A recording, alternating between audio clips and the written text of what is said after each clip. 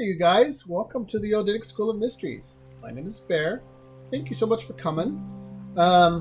So, real quick, before we get started, we have a website now. We do. I'm going to put the link down in the description. It's a freebie. You know, I'm poor, so I can't afford fancy web hosting or anything like that yet. Eventually, hopefully, as the ministry grows, we'll be able to do that. For now, however, it just is what it is. Right now, there is the playlist of the mysteries is on there, which could also be found under the playlists of this channel. A reading list, as one of the most common things I've been asked since starting this, is a good comprehensive reading list. It's not complete, of course. You know, as it gets added and updated. It'll be added and updated as time goes on. I pretty much just listed off everything that came to mind right off the bat. There will be a full, it's not up there yet, but there will be a full video archive. There's also articles and things that I have written in the past, and we're going to be updating again soon. A person I know who is a really good writer is going to be the dog. A person I know who's a really good writer will be putting up devotionals. She's really great. They're called the Fairy Myths. I really encourage you to read them. There's 2 of them are up there now, if you're interested. And, you know, a lot of other stuff. So it's going to be a lot of fun. This is a new adventure. Things are growing. The channel isn't growing. I've been at like 75, 76 subscribers for weeks now. If you haven't already, please subscribe. That would be really great.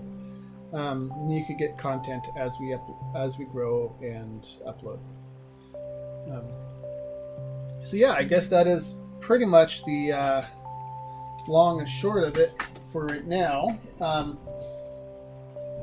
We're talking about the first cause today. And among that discussion, we're also going to talk about what's called the monad and the duad. The monad and the duad. This is a very, I would say, in most religious circles, this isn't really known. However, in esoteric circles, it's very well known. So I guess, depending on the circles you run in, this is either very familiar territory for you, or it's brand new territory for you. In my experience, either it's like the author Neil Gaiman. Either you've never heard of him, or you're his biggest fan. It's kind of like, it's just one of those things. And it's kind of like that. So, I'm in a good mood. The weather outside is kind of stormy, and I like that. It makes me feel really good inside. So if it's all the same to you, I'm just gonna drink some coffee. I got my whiteboard here, and I thought maybe we'll just, go into it and see how things go. So 2 main people, we get this primarily from 2 major sources. The first person that I'm aware of, no, I guess that may not even be true. The person who made this popular, I should say. The person who made this popular, the earliest person who made this idea popular was Pythagoras. He was a really interesting guy. He was the founder of the Pythagorean School of Mysteries. Brilliant man. He was initiated into several priesthoods in India, Egypt, Greece. He really got around. But he was one of the first people to, I think, in any decent way, articulate what we're about to talk about: the monad and the duad. the second group of people who really popularized this was the Gnostics. And if you're if you come from a very traditional Christian background, Gnosticism is like the heresy of heresies. They're kind of considered the really bad guys of a lot of the traditional religious sects of like today, of Christianity, Judaism, Islam, those kind of things, because they believed really. Well, I should say it's heretical based on traditional Christian belief systems. There is quite a bit of evidence to support the fact that Gnosticism was probably the original form of Christianity. But that's a subject for a different time. But they also discussed the monad and the duad. If you're So the information we're talking about comes from Pythagoras and from the Gnostics. At best, like whenever we're dealing with something of such a massive scale, it's important to understand that we're not going to get it right. The truth is too big for us to understand. So at the very best, if we're being honest with ourselves, the very best scenario is that this is a profound oversimplification. And at worst, it is a way for us to... At worst, it gives us something to measure against. Right. So this is, in my personal opinion and in my own belief systems, this is as good an explanation as any. I think this is one of the best explanations for how you can have many gods and one god at the same time. And one of the things we do in the mystery schools a lot, one of the biggest intellectual exercises that we engage in is it's called the reconciliation of the paradoxes.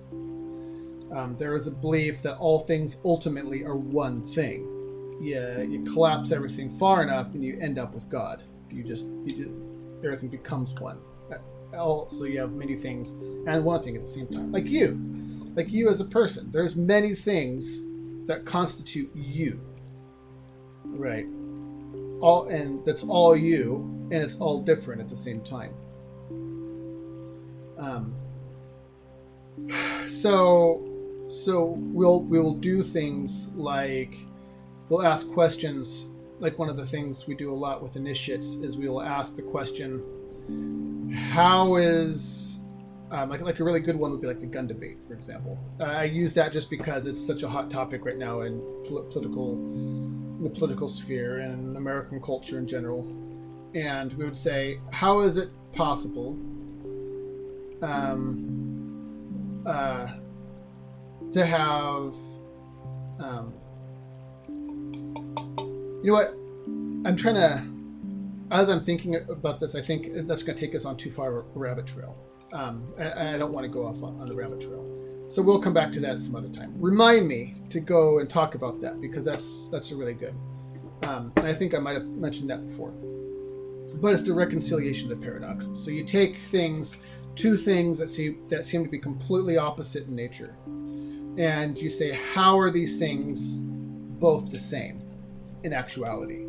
Because when we find that we have two things that are polar opposites, really what they are is they're two poles that are produced by one cause. There's one cause, and it's producing many effects out in the world.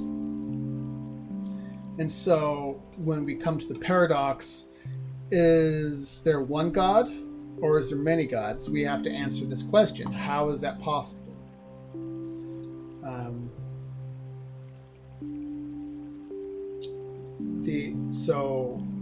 The unification of the paradoxes is really good. It's the ability to escape dualism and have a holistic mind. So one of the things let's see, it's a big subject, so I'm trying to figure out in my mind, I'm just trying to work out, like, and I'm feeling really relaxed right now, so I'm not too worried about it. But I'm just trying to figure out how to kind of approach it in a way that isn't too complicated. So, God. Ultimately, we don't know where he came from. Let's just be honest, right? And in this context, when I say God, I mean I use the word the all, the way I like to say it. The all is the term that the Hermeticists used. If you ever read the book, the Kybalion, this guy right here, the Kybalion, that's a book of Hermetic philosophy. And one of the things that they call the creator of all things, the all. And the all represents the mind, the universal mind, that all things exist within. Ultimately, we're all a figment of the imagination of God, basically. Essentially speaking. I'm sure not to knock everything over. Let's go to sleep.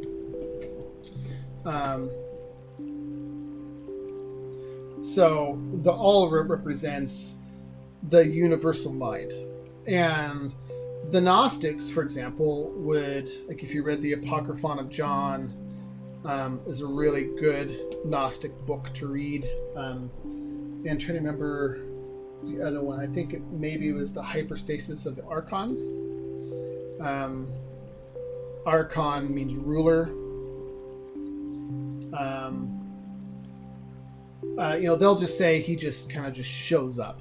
And that's, and I've read a lot of mythologies, and that's really the best thing that anyone's ever really come up with. No one's really sure where God actually came from, where the all actually comes from. He just is there. And the only thing that everyone is really sure about is the fact that, one, we don't actually know what it is or where it came from. And the only thing that we're reasonably sure about is that we all exist within it.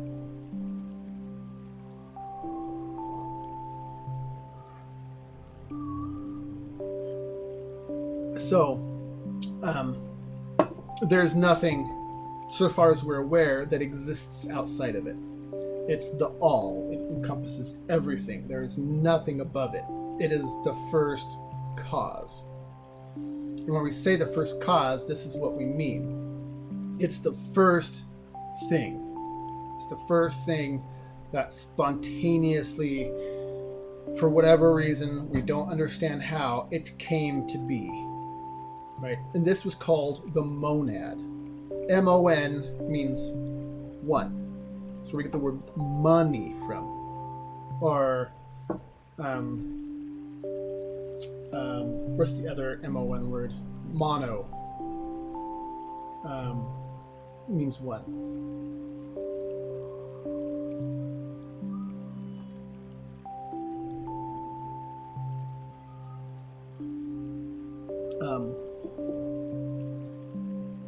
So it's the all. It's the one thing.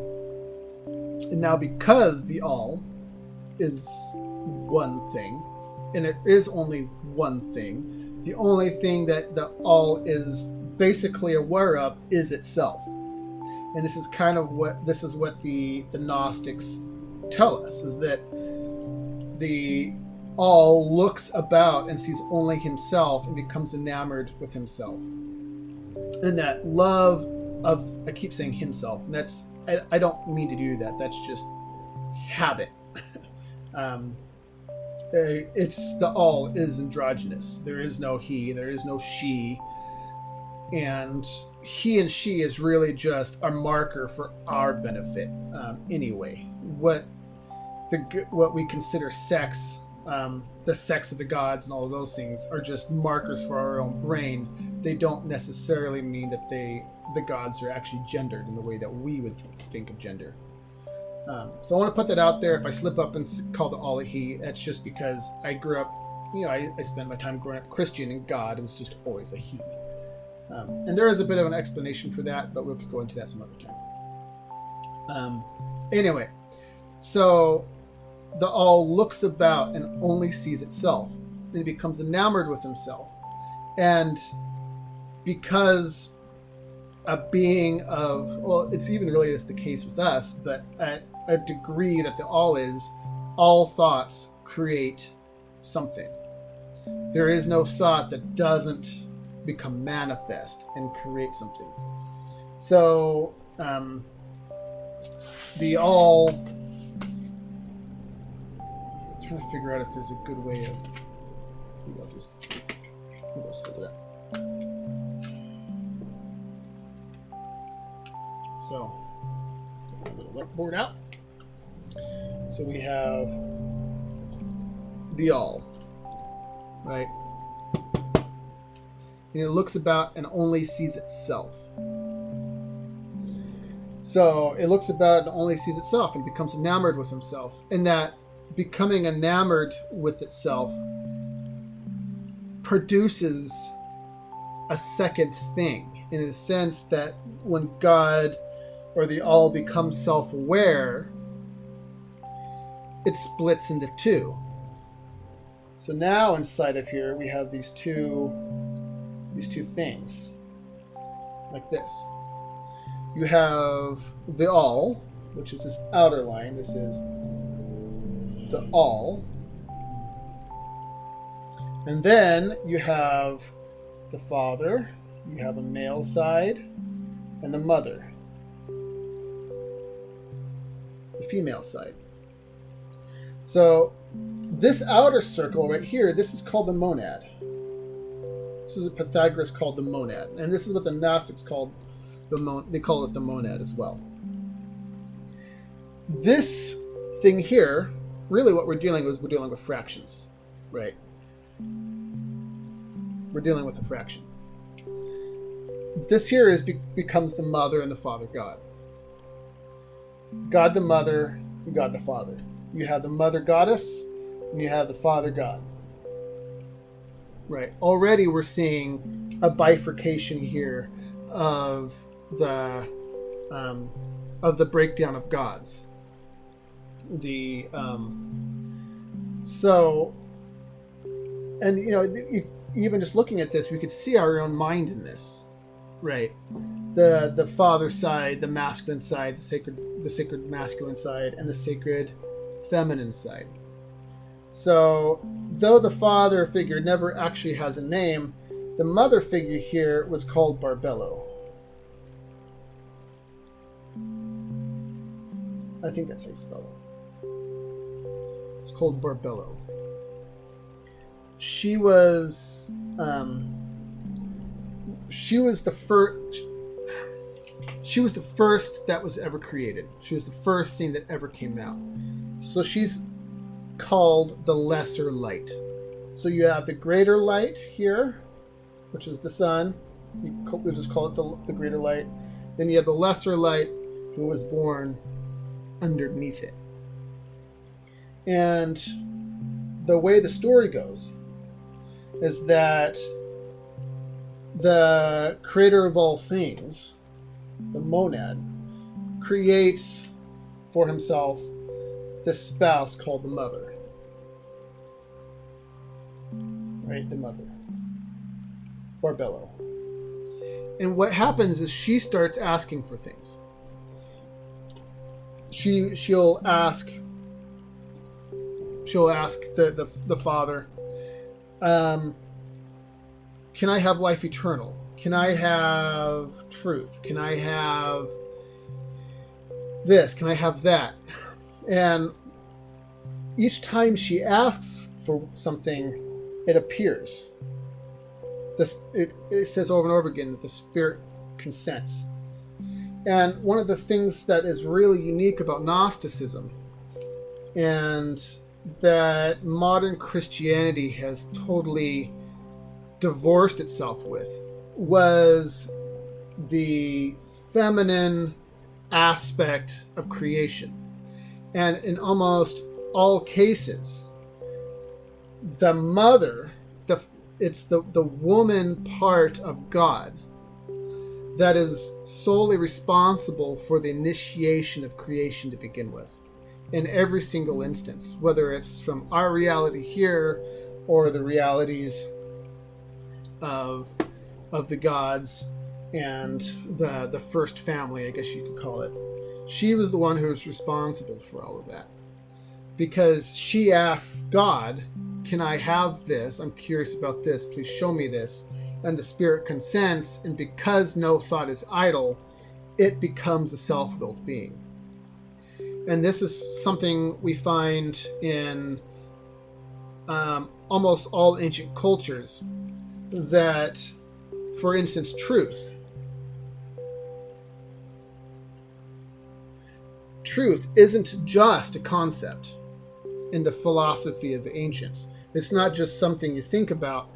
Truth is a self-willed being. It's a god. Actually, it's a goddess. Truth is always a woman. Wisdom is a self-willed being. It's a god. And that's always masculine. Okay.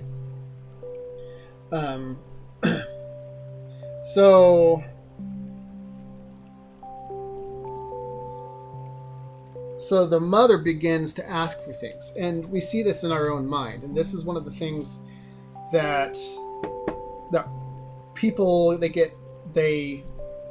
don't really know how to put it in a way that people get too. This is why having a holistic mind is really important. The ability to hold many ideas in your head at once is really important, because when people read this, they take this as, this is the story of the gods, right? Some external being from us. But really what we see here when we go through the creation story of the Gnostics, and I really, and if I remember, I'll put a couple links in the description. There's one of my favorite YouTube channels is called Spoken Scriptures, and they have all the Gnostic texts in there. And I really encourage you to read or listen to like the Apocryphon of John and some of these others, because it goes into a lot of detail. The thing that I find fascinating is that this is also a description of the mind, and the way the mind works, and the way things are mapped. Because the universe, my friends, is fractal, right? As above, so below. The patterns that exist up here with the all, its spouse, and all the gods that kind of get broken down into all the subsequent parts, all the way down to microorganisms and all that stuff. It all follows the same patterns. So to understand the all, and by understanding this, it also teaches us about the mind. And even in ourselves, it's always the feminine side that initiates creation. And one of the things that's kind of hard for people to hear, I think, I doubt it's hard for you guys to hear, but in a lot of circles it's hard for people to hear that the feminine part is actually, I hesitate to say this because I know someone's going to take it too far, but it's almost slightly more powerful, I think, in the sense that it is directly responsible for manifestation of everything. The creative part, it's the feminine part is the one that comes up with all the ideas. She's the one who figures things out, and it's the masculine is kind of a check on the feminine, and they both are required. We talk about this all the time.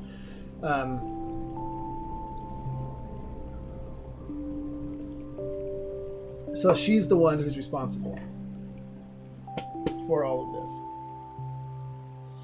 And so the patterns kind of keep breaking down. So we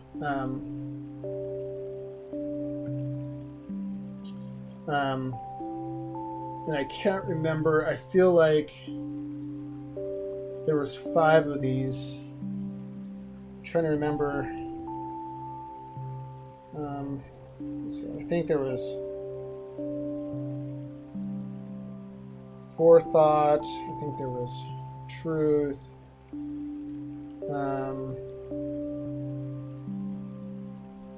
I can't remember off the top of my head. How embarrassing. If I was, I guess if I could just stop this and just go look, but I don't want to. I don't like doing that. I like to just talk. Which is why I think other people's channels are more flashy than mine. Anyway, so there was like forethought, there was truth. Oh, there was life eternal.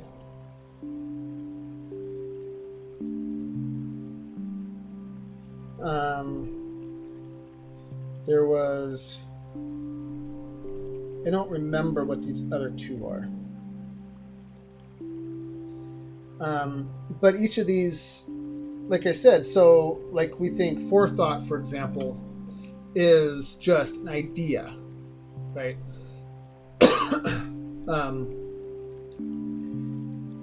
But according to a lot of ancient wisdom, that each of these things here are self-willed entities. They are living, breathing, self-willed consciousnesses, and they stand before the great family, the great mother, father, the great mother, father mind, and so the mother, father, together they have one child. They have one child, and this child is creation. This child is this even looks like a brain to me. To me, it looks like a brain. And this child is creation. It's the thing that comes about after you're done thinking about something. Right? Like, for example, today, my feminine side of my mind says, okay, we got to record a video. The masculine side says, okay, here are the topics. Bum, bum, boom, boom, boom. Feminine side says, well, it goes through the list of the topics, and it figures out the one that we have the most emotional connection to. And the masculine side will say, well, we did say we're going to talk about the monad and the duad, and so we need to do that one. And the feminine side says, okay, so we're going to do this one. Oh, I wonder, we could use the whiteboard, and we could pull out, we could drink some coffee while we're doing that. Wouldn't it be nice to drink coffee and have a shot so you could see outside my window? I see the kid toy sitting on my coffee table. And and the masculine side says, okay, if you want to drink coffee, then you're going to have to, make it first, and then, the masculine side will say, okay, we're going to need to set up the computer in this way so we get the shot, and it just back and forth. And the son, the beloved son that is produced by that union, by the lovemaking of the masculine and the feminine side, is this video that's produced in reality, in the physical reality. Another way of looking at this is that these 2 beings right here constitute the hidden realm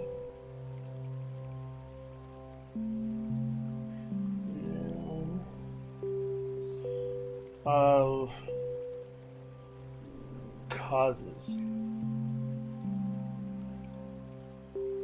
These represent the hidden realm of causes. The mother-father mind represent, or the mother-father God represent the hidden realm of causes.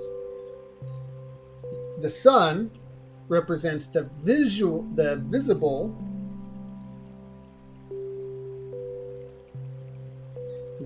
realm of effects.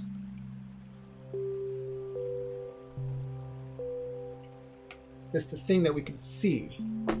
We come back to all these esoteric things, always come back to these same symbols over and over again. There's an old saying that says there's nothing new under the sun. Seeing, the realm that we can see, right? The all-seeing eye, the sun outside, right? The light of the world, the things that illuminates everything, the thing that is made manifest in creation, right? It's the visible realm of effects. It's the things you can see, the things that are made into reality. That's what this. That's what the sun does. And you can kind of see here, it even looks like an electromagnetic field. Fractals, man. Fractals. The same shapes, same patterns keep repeating themselves over and over again. We tell initiates ask all the time, so at the higher levels of the mystery schools, what are people working on? And we say, well, we're working on the same things that you are. And people ask, what are the gods working on? If we're working on this, what are the gods working on? Well, basically, they're working on the same thing we are. It's just at a different level. It's at a higher level. Same patterns, same principles over and over again, but the patterns, it might be more complex, more elaborate, more detailed, more facets, whatever, but the same pattern is there. Like we covered the other day with the atom, the cell, the body, the planet, the solar system, the galaxy, all of that. Right.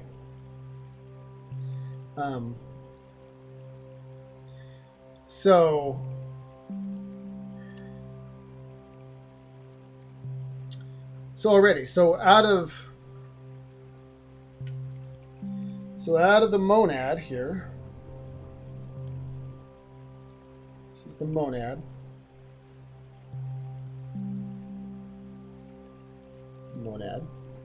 So out of the monad, already we're seeing 1, 2, 3, 4, 5, 6, 7, 8 gods. 8 gods already. Okay. And now, I don't want to get too, because I'm going to have you go read the Gnostic text itself. But each one of these guys right here are in charge of their own. Basically, you could say that they're in charge of their own realm. They have their own universes. Each one of these guys have their own universes. Inside their universes, they have a whole bunch of entities and stuff that are under them. In fact, there's 5 in each one. And so the further down you go, I mean, you start to kind of see if each one of these has 5, and then 5 are ahead. You could see the fractal starting to kind of break out in all of this. But so, and this is reason, and I'm sorry if this is confusing, but this is one of the main reasons why I don't really, even though I use it out of habit, I don't really like the word God very much. Because you say, I believe in God. And I'm like, what do you mean? What do you mean when you say you believe in God? What are you referring to? Because everything we have written on this thing can be said to be a God. Everything on here can be said to be a God. the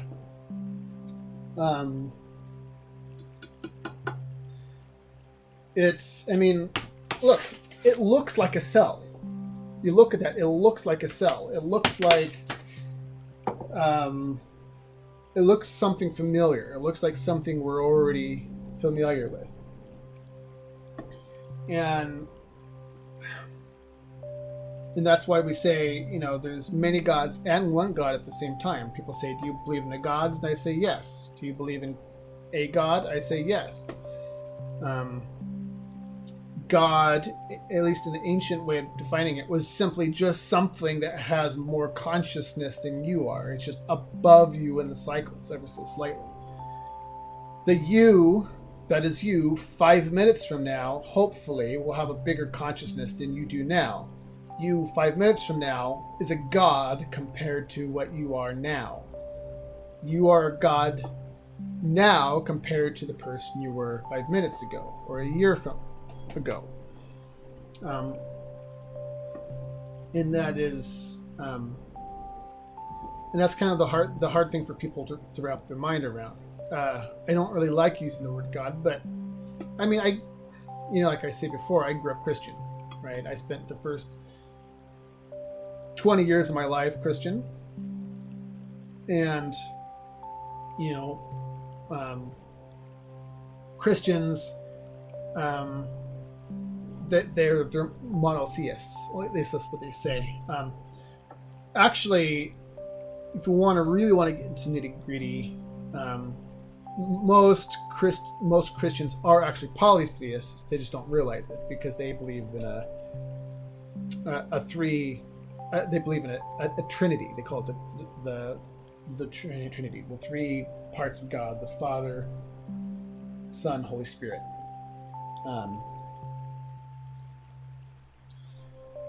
One of the things that the modern Christianity has done, what I like to call like the Constantinian Christianity,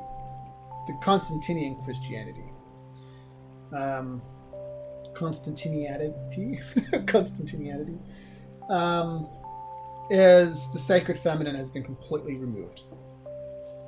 The part of God that would be the sacred feminine, the holy, they don't even call it feminine, they just call it a ghost. The feminine has been totally ghosted out of Christianity. It's gone. That whole aspect of creation is just gone. The sacred feminine is gone. And the closest thing that they get to that is Mary, and that's in Catholicism. The sacred feminine has kind of been replaced by Mary. Mary, Mother of God.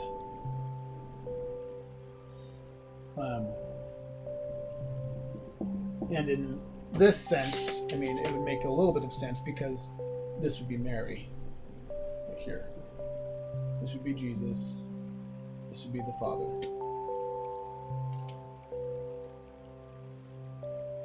I did write Father.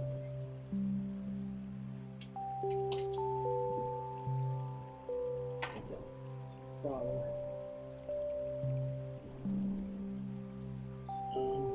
There we go.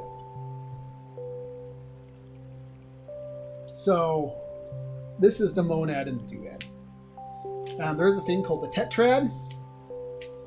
That gets a little bit more complicated. But I don't really want to go into it right now, just because it's a little bit... The divisions of divinity start to get kind of complicated. For all intents and purposes, right now, having a good understanding of the monad and the duad and the way that the fractal kind of starts to break down puts you well on the way of understanding not only just the fractal nature of reality, but a lot of the a lot on the way of reconciling a lot of these paradoxes we have to deal with and try and reconcile and try and figure out. Because if you could understand this, you could pretty much understand the profundity of the mysteries. Because this pattern that we just went over is basically the entirety of the mysteries. The ability to see patterns, to understand how they fit into the model, and that this is both a representation of an externalized deity and an internalized phenomenon. As above, so below. As within, so without. It's the both are true at the same time. All things ultimately are mind, and this is a map of the mind and the functions of it. And if you want to understand this, just think of yourself. Take a minute, ponder yourself, and think of all the different parts that constitute you. Right? The very reason people have multiple personality disorder is because all of these mechanisms that are in there are that are working together and kind of all existing together break down, and they all become their own separate minds. Multiple minds in one body, rather than all those things kind of coming together. Like the average person has a part of themselves that are super violent and warlike, and there's a part of themselves that are very maternal, even in a masculine, even if you're a man. There's a part of you that's still just a kid. There's a part of you that is very intellectual. Part of you is peaceful. I mean, if you ever played fantasy games, you could break it down under, the class system in fantasy games. You have a warrior, the rogue, the mage, the priest, and the hunter. These archetypes that kind of all kind of exist together in your mind all at the same time. And in a lot of ways, all of these things, all of these different archetypes that exist within your mind are all self-willed together. They each have their own wills and wants. And so all those things form you. All those archetypes all form you here inside of here. And they all form your personality and who you are. And there's typically one of these is dominant. There is the dominant you. There's the monad, that is you. You have the mother, father, mind, right, which is also you. Then you have all these other emanations that surround it, the different personalities that are all self-willed, that all have things that they want to get accomplished. There's the studious part of you who wants to learn, but there's also the brawler part of you who just wants to punch somebody in the face because they insulted you, right? That part of you is a self-willed being. It has its own will. It has its own will that it wants to put into the world, but it's not the dominant one, at least hopefully not, right? Because it's being controlled by some other invisible force, which is you.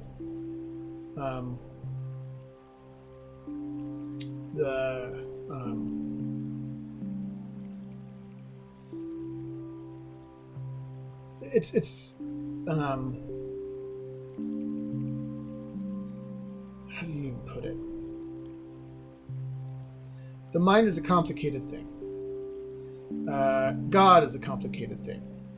It's easier to understand your mind than it is to understand your God. But if you can understand the mind, you can understand the creator of all things. The Gnostics, I can't remember which book it was in. I feel like it was the Apocryphon of John. But they talk about how the appropriate name for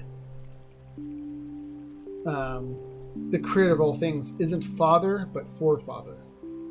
And I really liked that. And I had actually read that book a number of times, and that was the first time that really hit me. Forefather, because it was the thing. It's the first. Not only is it the first cause, but it's the thing that kind of sets the theme and the tone and the primordial beginnings of everything. And God, this is so complicated. I don't know how to explain it in a way that makes any reasonable sense. And I've already been talking for 45 minutes.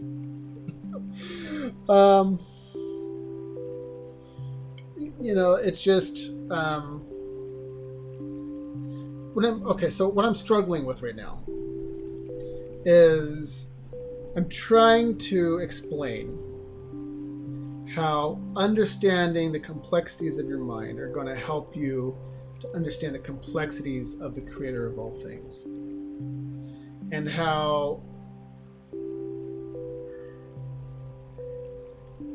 you could have how something can be like something else, but not on the same level. I'm trying to explain. I'm sorry, I'm really trying to, because it gets all mushy. And maybe I've bitten off more than I can chew. And that's possible.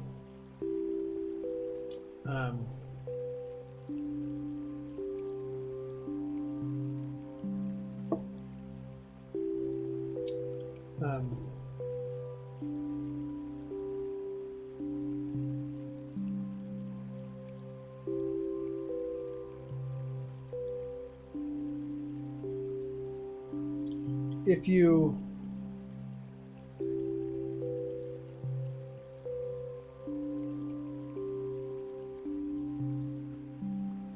it's a little bit, so it's like asking,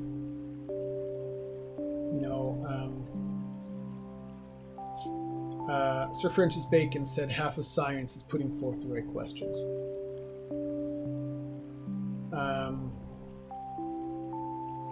A good question to ask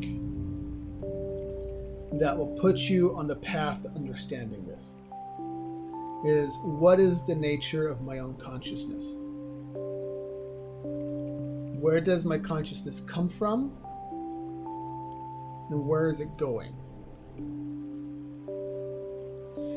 At first glance, God, Forefather, like our consciousness, appears to be one thing. And it is one thing. But when you very carefully observe yourself and are honest with yourself, you realize pretty quickly that we're made up of different personalities. Right? We are not only contending with the consciousness and the personality of, say, your body and your brain, but we're also contending with all the different personalities that exist within us, as I explained a minute ago. The warlike side, and the side that wants to love on people and make people be happy. The side of you who wants to help the immigrants, and the side of you who wants to, put up walls.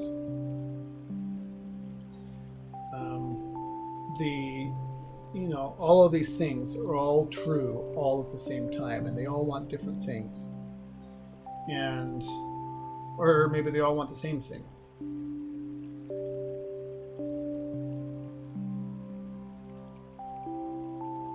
So,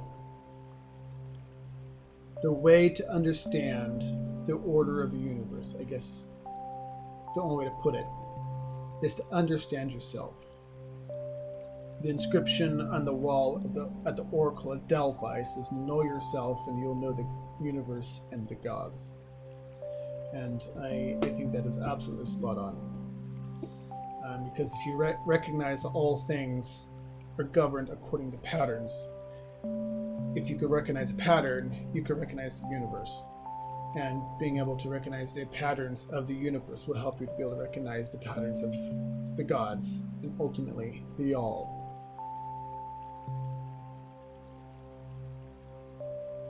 People ask, and I've been asked this before, do I believe that the devil is real and that it exists, that there's a guy out there called the devil and who wanders the earth creating mischief? I use the same principles to understand the devil as I would to understand God. The devil isn't one person, it's a lot of things at the same time.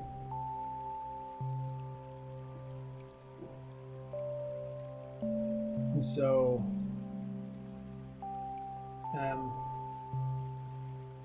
this is the kind of thing that turns you into a multidimensional being, existing on many planes at once, because you're thinking about many things at the same time that exist in different planes. From the devil as a symbol, to the devil as a person, to the devil as an idea, to the devil as a mental phenomenon, the devil as ego, the devil as creation out of chaos theory, the devil as balance, the devil as a musical tone.